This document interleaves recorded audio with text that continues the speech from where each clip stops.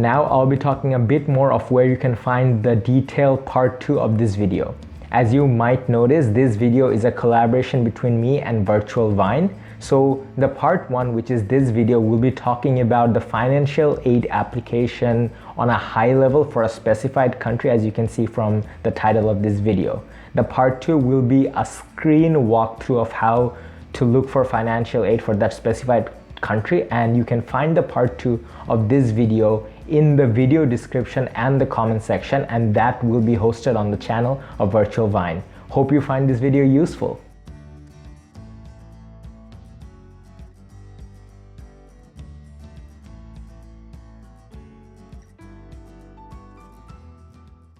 Hi everyone, I'm Muqueet Chowdhury. I'm a rising sophomore at the University of California, Berkeley. However, in this video, I'm going to talk about the Lester B. Pearson International Scholarship for the University of Toronto. I was awarded the Lester B. Pearson International Scholarship in 2019. A bit about the scholarship.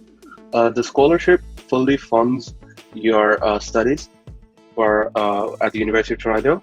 By fully fund, I mean it covers tuition, living expenses, book expenses, as well as travel costs. The scholarship is annually awarded to around 35 to 40 students across the world each year. So it's around one student per region or per country, so to say. To speak a bit about the logistics of the scholarship, in order to apply for this scholarship, you first need to be nominated from your school.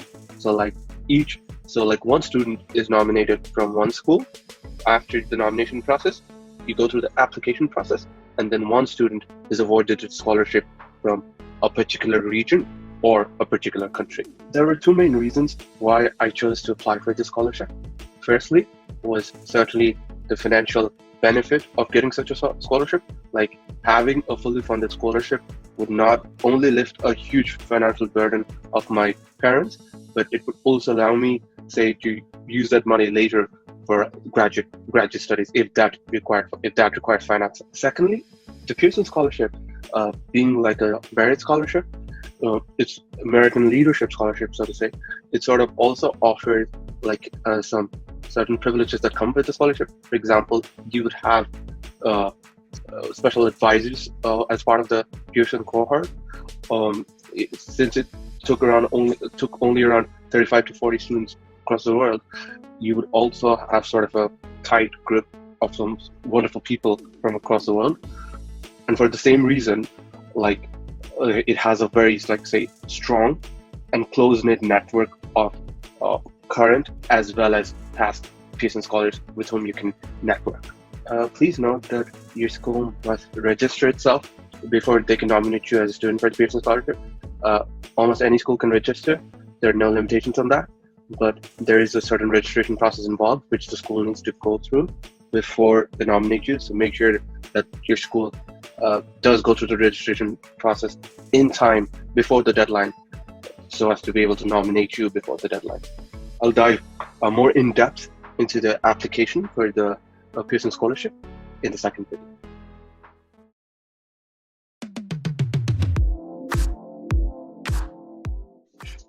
Hi guys, my name is Abrar bin Tohid. I'm an incoming freshman to the University of Toronto, enrolled in the Rotten Commerce program for the class of 2024.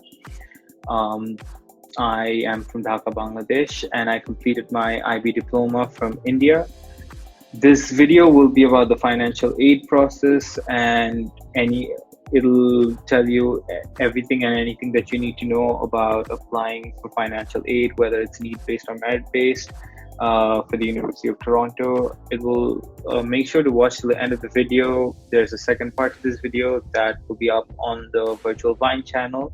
There'll be a link at the end of this video that'll lead you there. The second video is going to go more in depth into the financial aid process, and it'll tell you everything that you need to know.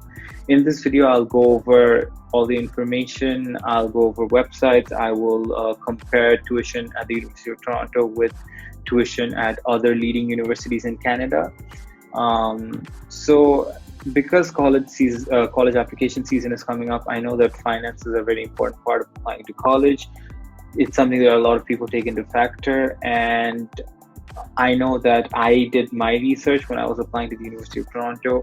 Personally, for the next 4 years, I am looking into work study options as well as the multiple scholarships that the University of Toronto offers.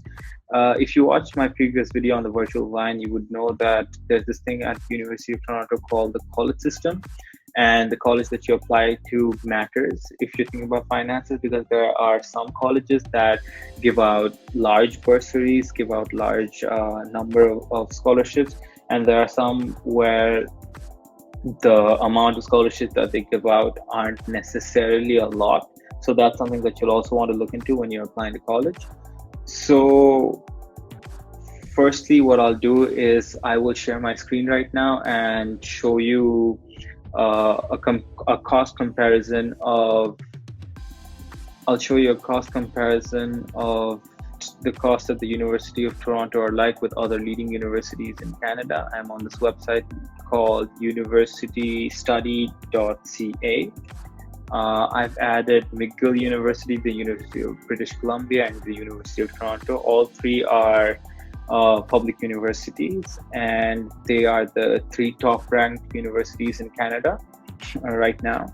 So it gives you statistics about campus life and everything, but I don't think that's something we're really concerned about right now. We're looking into tuition and costs.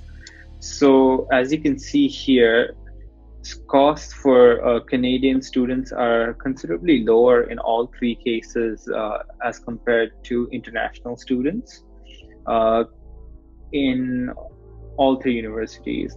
The University of Toronto, the cost ranges from 6,100 Canadian dollars to 11,420 Canadian dollars for undergraduate tuitions for Canadian students, and for international students, the number goes up to 35,000 to 55,000, and including ancillary fees, that'll the ballpark figure goes somewhere around 60,000 Canadian dollars for certain programs. But for other programs, the cost is lower.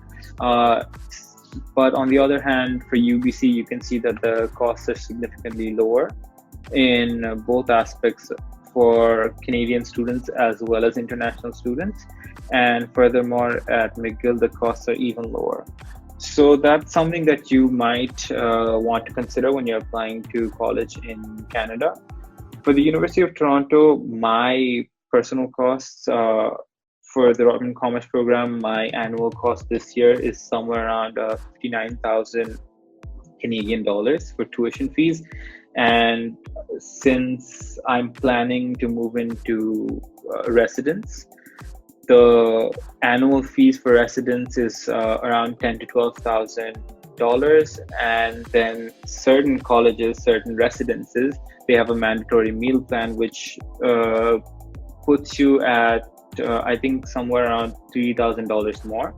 But there are certain residences that don't have a meal plan at all. And although in most residences, meal plans are optional, so you get to choose if you actually want to purchase a meal plan, at other residences, meal plans are actually mandatory. So that's something that you will definitely want to look into if you don't plan on purchasing a meal plan, or if you are somebody that plans to cook for themselves or something like that. So these are some ways, actually, like if you plan on cooking for yourself, or if you plan on getting a shared apartment with someone, those are some ways that you can actually lower costs, and that's something that I'm considering.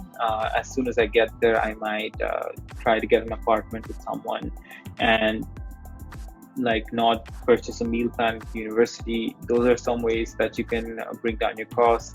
Like, for example, if you get a shared apartment, that the rent will be somewhere around $1,200 or $1,000 and if it's shared, that brings you to $600 per head if you share it between two people.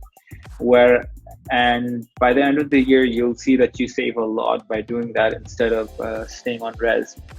So that's something that you could consider.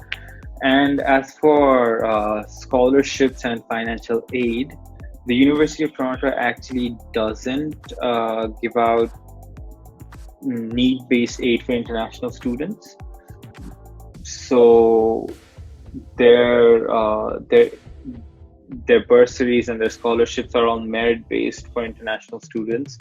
So I'll go to their website right now and show you. So I'm at their future.utoronto.ca/finance page. So in this page, you can see the section called awards. They have this thing called admission scholarships. Their admission scholarships are applicable to all applicants, and you don't really have to fill out a separate application for this. This is something that you're automatically considered for as soon as you apply, and all students applying to the university are considered for this. But some scholarships that you would be highly interested in are the ones that are standalone for international students. The University of Toronto does also offer other scholarships, such as the International Scholars Award and some others that are given out automatically. So as soon as you apply, you're automatically considered for it. The International Scholars Award is I think 100,000 Canadian dollars that's spread across all 4 years. You don't get this money. It's given as a tuition grant, so your tuition is taken care of from that money. Now, if you're a Canadian citizen, or if you're a dual citizen, or if you're a US citizen, then you're in luck, because then you apply, then you're eligible for financial aid from the government.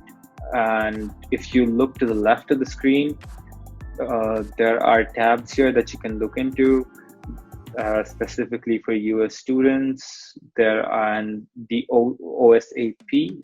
This is for Canadian citizens only. So if you're a dual citizen, you're in luck. I personally don't know much about the OSAP since I didn't apply for it. I mean, I couldn't apply for it since I'm an international student. So that's something that you can look into as well. Also, there's this thing called in-course scholarships, which is very useful for you to know. And this takes me to this website, the Award Explorer. University of Toronto made this page, which is really useful. So if you go through this website, you'll find every scholarship that the university offers, what faculties offer this, what are the conditions to meet them, if you need to make an application for it. You can change the filter to open to internationals and then search. It'll narrow down the search and give you all the scholarships that are applicable for international students and their amount, how you apply for them, the description. So this is something super useful that I'd suggest that you look into if you're applying to the University of Toronto. That way you get a good idea of how to finance university for the next couple of years. Now, the financial applications might seem a little lengthy, but it's good to plan ahead for university in terms of finances. That's something that you should definitely do. Now I will stop sharing my screen. So on and all, concluding this video, I think this gives you a good idea of what to look into for financial aid for the University of Toronto, finances of the University of Toronto compared to other universities in Canada. I know that these websites personally helped me a lot when I was researching universities, and make sure to stick around for the end of the video. There'll be a link to the Virtual Vine channel where there'll be another video that will go more in depth into all of this. You should definitely look into it, and thank you for watching this video.